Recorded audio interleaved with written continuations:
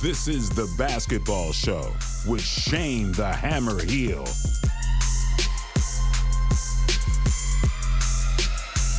What they gonna say next? Hello and Merry Christmas. We are back thanks to TCL, 2K and Bet with Joel. You can also see us across News Corp at Kayo and Twitch. Hammer, Merry Christmas. Merry Christmas to you. Did you eat your body weight in food? I reckon between eating it and drinking it, I reckon I had a good chance. I love Christmas. I know, the it's great. presents, my beautiful family, my best mate from the time we were 5 comes up every year this time of year. So we've had a great time. What about you? Yeah, not so lucky to be with family this year, but got to speak to them, had a lovely day, so definitely can't complain. Did a little bit of that as well. All right, plenty to unpack and get through, so let's get straight into it with In the Spotlight.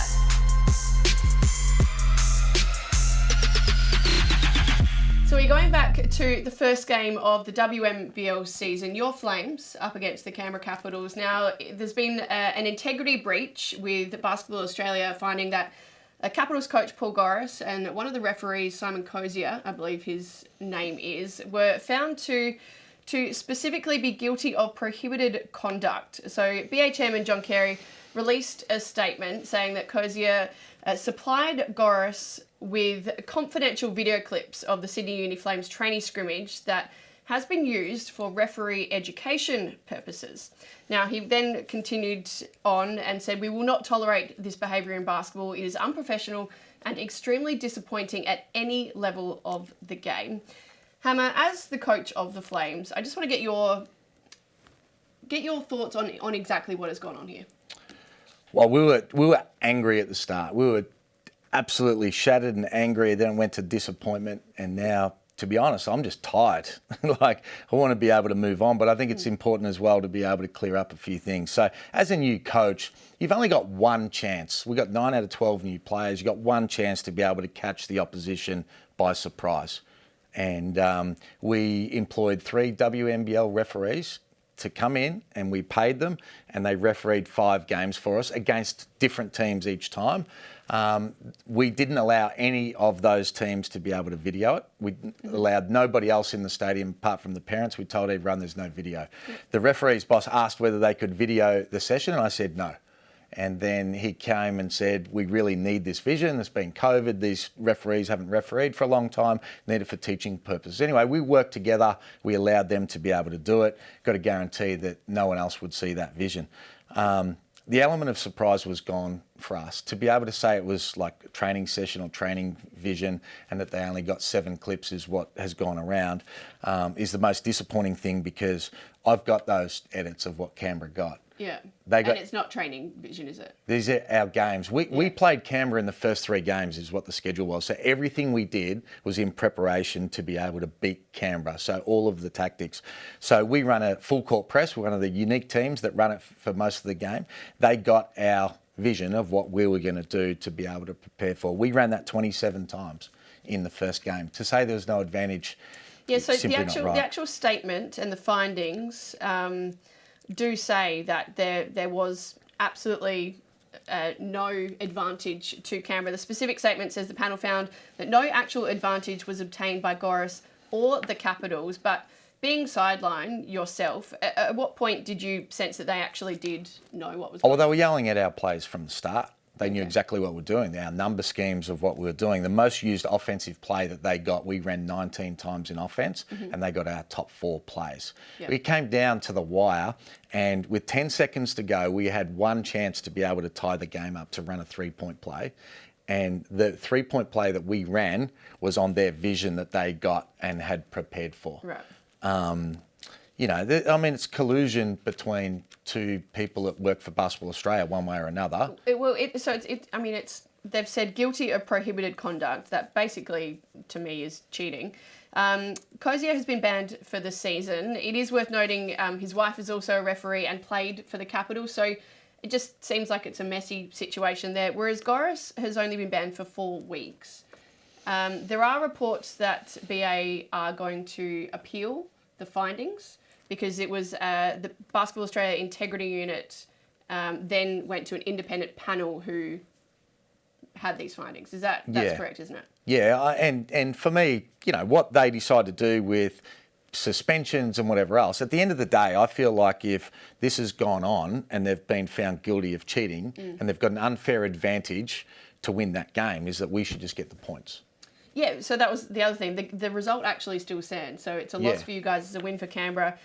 You should get the points. If not, split the points, replay the game. It feels like as it stands, it's not. We just feel like, I mean, you can't cheat and then keep the points. And, that's what it comes down to. That's what they're guilty of. I'm not trying to get more penalty for anyone or anything like that. It's just they're the facts that I felt like was important that people understood, because there's a big difference between saying you've got, training, scrimmage or vision and, you think you're getting vision of us doing three-man weaves. It's like, no, this was hardcore facts. And after the first game, everyone's got everyone's vision. We spend weeks, preparing for what they were handed that they had no right to get, because we had one chance. And you look at Perth coach Ryan Petrick over there, we don't know what Perth are going to do for the WNBL season. They've got one chance to be able to surprise everyone. Then everyone does their homework and you have to make adjustments, and we have to make counters to what teams are doing to stop us, and that's part of the whole game. But we just lost that chance. I feel like it's gone under the radar a little bit. Imagine if it was AFL or the NBA or something, where the gambling figures come into play big time. You've got the integrity of the sport. The fans feel really disappointed. If this was AFL or rugby league, it'd be front page. I feel like there'd be life bans almost. It'd be a big thing. Yeah. So it's disappointing, and hopefully it gets dealt with at the next stage, and we can all move on. Exactly. We'll see what happened with Basketball Australia. Hopefully appealing what happens, and we'll keep you guys updated.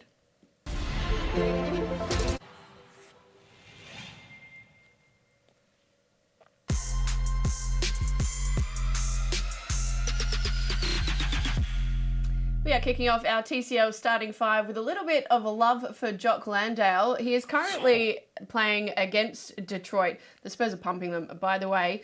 18, 5 and 3 and 17 minutes on court, and there's still 7 minutes to go in the fourth. How good seeing him finally getting the opportunity to show what he can do out there. Well, he deserves a lot of love, because the 2 games before that, he had 13, 8 and 3 and then 12 points in 26 minutes. So just growing with confidence. And I can tell you the hardest thing of being at the end of the NBA bench is having the ability and the mindset to stay ready. And I spoke to Andrew Bogut the other day. He said he's been on Landale the whole time. Stay ready, stay ready. And when you get that opportunity, you've got to be able to take it with both hands, because if you don't, you find yourself straight back there, and he's done so well. Love that. Love that Coach Pop is giving his... About time, Pop. I know. About time. I love this headline. Director Dave has written, Agata have more. Caleb Agata, 24 points against the Kings yesterday, 14 rebounds. The first player in Melbourne United's history to have 4 steals and 4 blocks as well. I reckon the Director Dave is greedy, because if he's got to have more with 24, 14, 4 and 4, then he's way greedy, because this man started off really slow. But every time he's interviewed, I love the fact that he says that coaches and everyone stayed with him and they've helped him sort of get to this point. Now he's playing with a whole lot of confidence and he's looking like a star. Yeah, he was very impressive indeed. Dante Exum has started his Barcelona career well. Yeah, he's great. But now with all the COVID protocols and all these players being called up for 10-day contracts. Read it. What was Director Dave's? Oh, Dante Eurostep, sorry, is the headline. Dante Eurostep. Yes. He definitely Euro-stepped his chance to get back in the NBA, because he went to Europe. Yeah. Had he stayed in, and I was all for him going to Barcelona. I thought it was great for him, even though I would have liked to have seen him back here. But had he stayed now, and hindsight's a beautiful thing, he would have been one of the first picked up. Yeah. And playing significant minutes for some teams that are just so depleted. Well, speaking of, how amazing has it been seeing some of these vets get call-ups? I mean, we saw Isaiah Thomas was probably one of the first ones. Joe Johnson, I saw Joe, 40 years of age, playing for the Celtics. He is the only active player to have played with Michael Jordan. Fair enough too. I just wish I wasn't 18 years and 18 kilos above my best. Because I would love to be able, just a minimum wage deal, just throw a little minimum wage one out there for the rest of the season. That'd get it done. I would be off in a heartbeat, Joe. I'm sorry. Would you? Yeah, we'll get Director Dave on the desk, because I'm done. I'm done that quick. It's not funny. Yeah, no, you'd line it I'll up wave from a deep. It'd towel be like great. a CJ crazy Miles, man. another one. Langston Galloway, another one. So, yeah, plenty of players getting those opportunities and lots of young guys also getting Over opportunities. 100 people in COVID, right? Yeah, Is that right? It's insane. Over 100 players. It is nuts. This is Depleted. not on our list, but speaking of COVID protocols and players not being available, your man, James Harden, went for 39 yesterday, but Paddy Mills... Paddy Mills. My goodness. Career high. 34? 34, 8 threes. Is he the most by any Nets player on Christmas most Day. underpaid Or any NBA player, sorry. NBA player this year, Paddy Mills? Probably, Underpaid. because we know he took a bit of a cut going to Brooklyn, didn't he? Yeah. It's amazing that with what we've seen him do with the Boomers, we know he can put these sort of points on. Surprised he hasn't had 34 before, but probably in his best form that he's ever played. He looks like he's loving it. Loves it. Looks better than anyone else we've ever before. Somebody else who is loving it, Kemba Walker. Yes. He's back, baby. I love this one. I love this one. So triple-double on Christmas Day in New York? A franchise player that got benched, and you're saying a bit of a problem with Julius Randle? It sounds like there was. It sounds like they're sort of learning to coexist, which is only a good thing. I think he had 44 the other day, and 21-19 is 2 previous games. But the best thing about it is these superstars that get benched like that, some of them just suck it up. Yeah. He's sucking his thumb in the dark corner over there saying, no way am I coming back and playing for you. He's been able to suck it up and gone and been able to get it done. Triple doubles. Well done. Shout out to Kemba Walker and to his Knicks. They are 15-8 on the season, but they're building. Yeah. They're not going to There's cause still any hope, problems Director when it Dave. There's counts. still hope. Not kidding.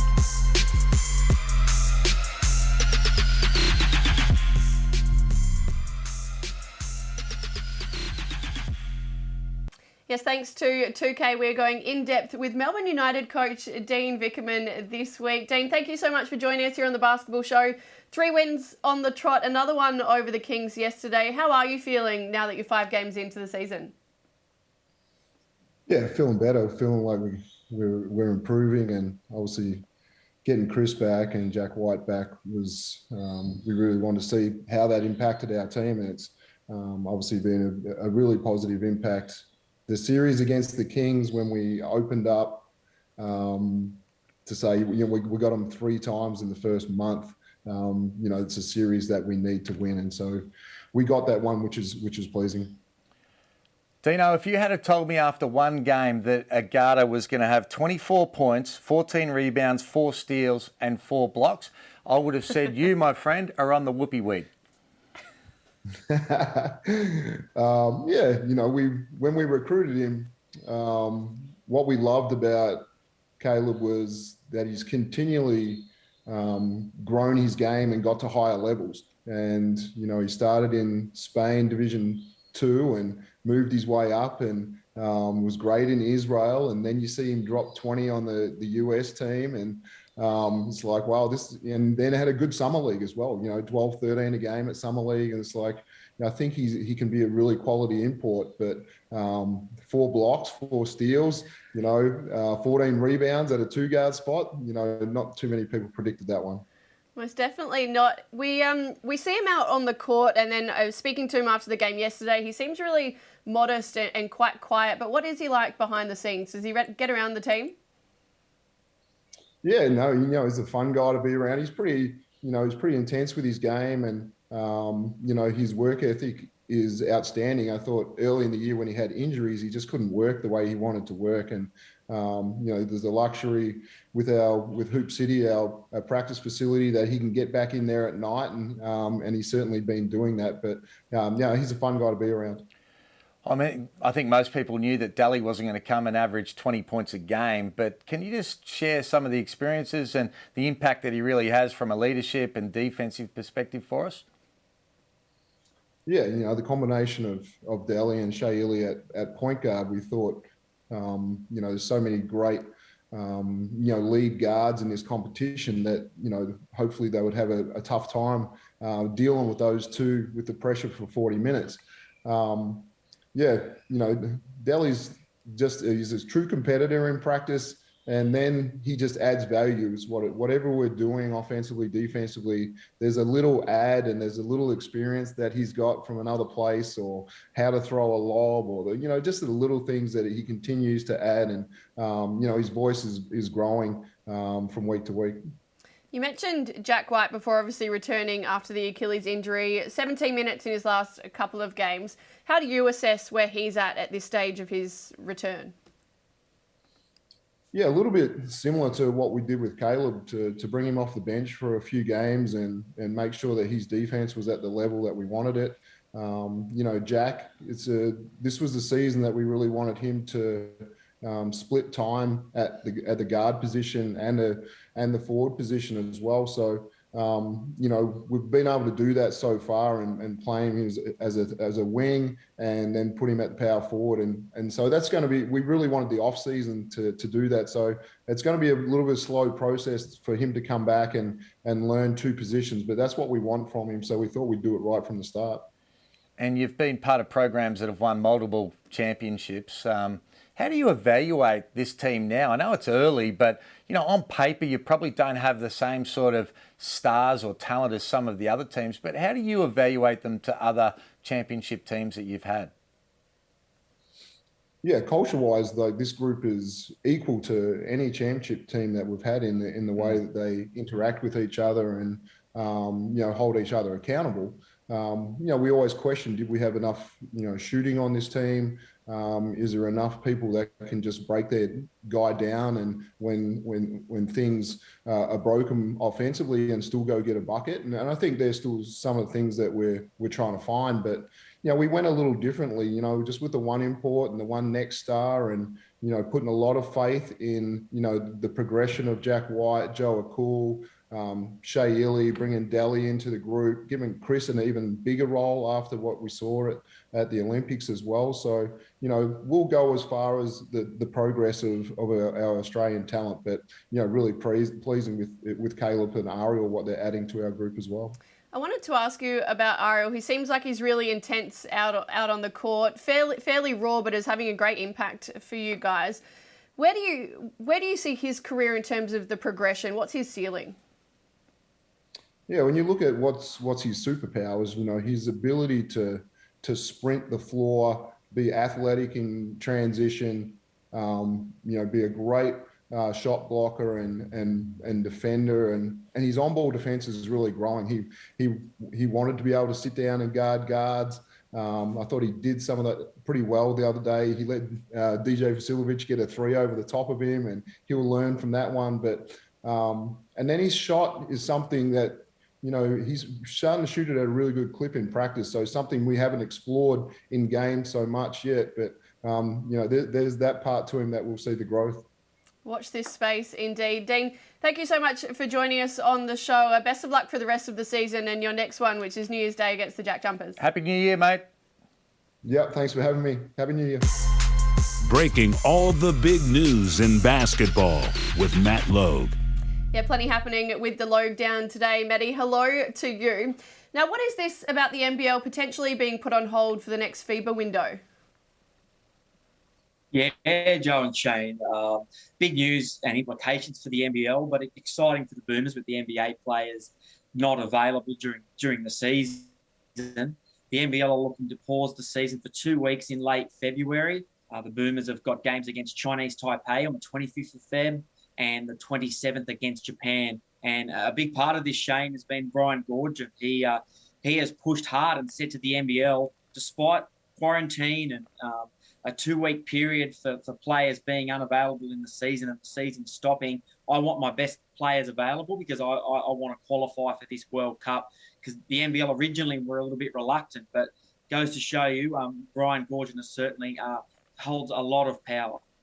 Well, he does, and I don't blame him because he's the only coach that would be missing for that period of time as well. So, he's going to try and push for what's best for him and the Illawarra Hawks. I'm not sure whether that's best for the league, though. What do you think?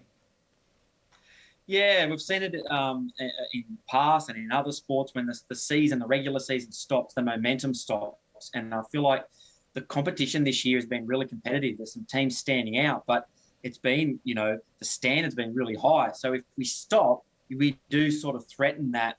And on the other side, I think I can see where Goorjian's coming from, that the Boomers don't want to just send a second string side and not win. I know Chinese Taipei, I know China, for example, they've got a new coach. Japan are taking it very seriously. And I think Brian wants to build that momentum. But I see your point, Shane, because no doubt it will impact the competition, just stopping in terms of the momentum around other sports like the Big Bash and cricket, as we've seen at the moment. Well, let's keep things moving. What about the Hawks and Bullets? We know that a lot of those players and staff have been in isolation over Christmas. Just how serious is it? Yeah, it's really serious, guys. I know that the Bullets, they've got a number of players who've tested positive. They had fresh tests on Monday.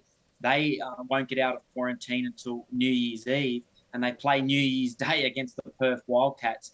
And having spoken to a few players today, their concern is that game against the Wildcats won't go ahead. So, look, I have my doubts as well. I think, in fairness to the Bullets, they need time to prepare.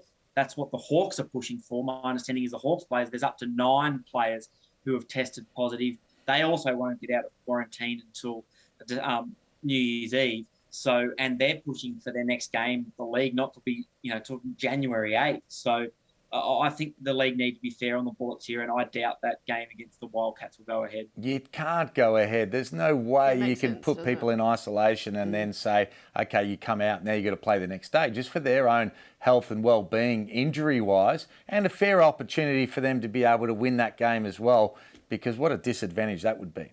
Yeah, massive. Massive. Maddie, anything else for us? At the moment, it is pretty quiet, I must say, over this period. But watch this space on the Boomers as well. I think Basketball Australia are in negotiations for some Boomers games on home soil later this year. So there will be some potential for some NBA players to be involved. So, yeah, watch that space. Love that. All right, Maddie, thank you so much. We'll catch you next week. Thanks, guys. All right, it's time to bring in former NBL MVP Derek Rucker to go crystal gazing. D-Ruck, hello to you. Let's have a look at the current leaderboard. Derek. Let's look at Derek at the bottom, 15 points for the season so far. Maddie Logue, myself and Director Dave on 16. And Hammer, you are 2 points ahead on 18. Well done. Well done. We'll get straight into it for this week then, Hammer. The 36ers and Wildcats tomorrow night. Thank you. Rightly so. Come to me first. And the Perth Wildcats are going to win this one. Sure. Adelaide are capable of being able to get it done. They've got the talent, but I'm just not convinced about the way they're playing to be able to get it done against the Perth Wildcats team that's going to be hungry. They've played well at home. Now they get on the road, and I think they'll be excited. Cotton and Law, too good. I agree with you there. Derek, what do you think? No, I've got Adelaide winning this one, Shane. What? I just feel like right here, this is a little gift to Joe. It's the holiday season.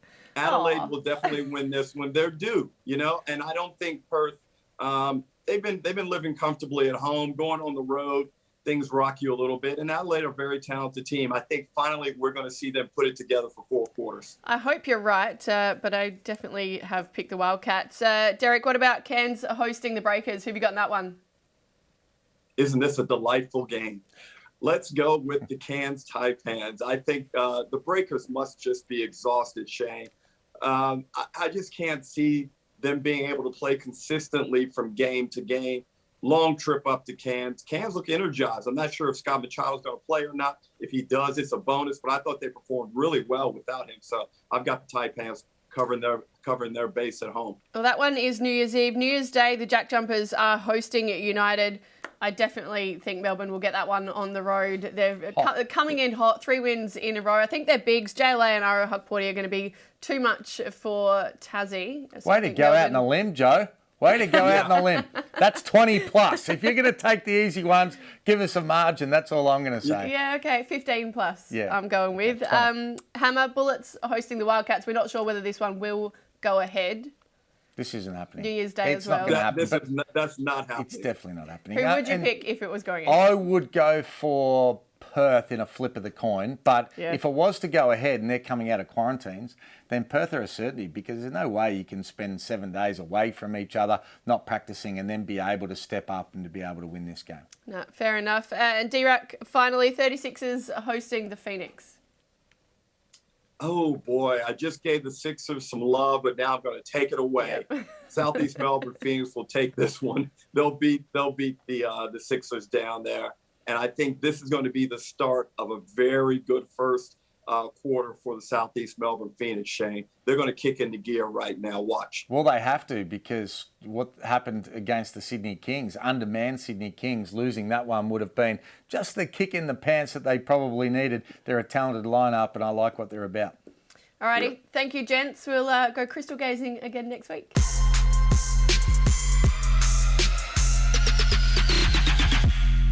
Time for Points Made, thanks to Bet with Joel. Now, guys, I want to ask you about Ja Morant. He started the season to MVP chance from the Grizzlies fans, and fair enough, he's playing some insane basketball.